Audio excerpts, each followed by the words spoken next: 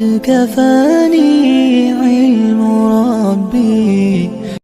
آج کا سوال ہے کہ جنازے کی نماز کس طرح ادا کریں اور کن کن دعاؤں کو ہم پڑھیں۔ سب سے پہلے ہم جس میت کی نماز جنازہ ادا کر رہے ہیں وہ میت ہمارے سامنے ہونی چاہیے۔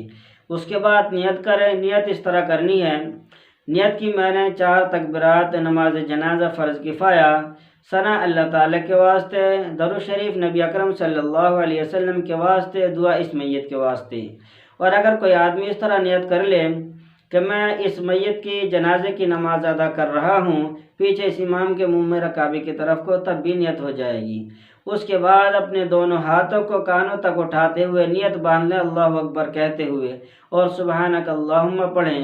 پھر اس کے بعد دوسری تکبیر کہیں اور اس میں درود شریف پڑھیں جو نماز میں پڑھی جاتی ہے۔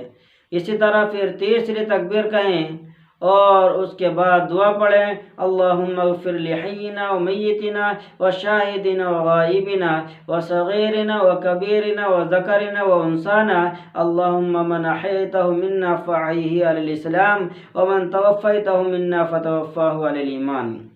پھر چوتھی تکبیر کہنے کے بعد اپنے ہاتھوں کو چھوڑ دیں، نیت جو آپ نے باندھ رکھی ہے اس کو چھوڑ دیں، پھر دائیں جانب سلام پھیریں، پھر بائیں جانب سلام پھیریں۔ اگر کسی آدمی کو یہ دعا یاد نہ ہو، اللہم اغفر لحینا، یہ دعا یاد نہ ہو، تو دوسری دعائیں جو حدیثوں میں آئی ہیں وہ پڑھ سکتے ہیں، اور اگر وہ بھی یاد نہ ہو تو ربنا آتنا فی الدنیا یہ دعا پڑھ سکتے ہیں۔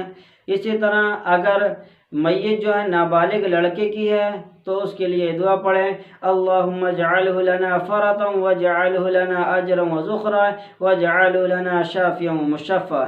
اور اگر وہ میت نابالغ لڑکے کی ہے تو یہ دعا پڑھیں، اللہم اجعلہ لنا فرطا واجعلہ لنا اجرا وذخرا واجعلہ لنا شافعا ومشفعا۔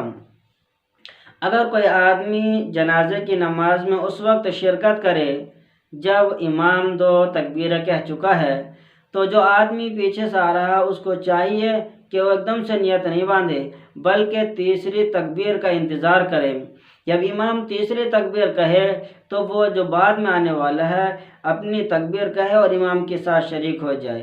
جب امام چوتھی تکبیر کہنے کے بعد سلام پھیرے تو یہ اپنی چھوٹی ہوئی تکبیروں کو ان کے درمیان میں کچھ پڑھے بغیر پورا کرے اور سلام پھیر لے۔ علم ربي من سؤالي واختياري۔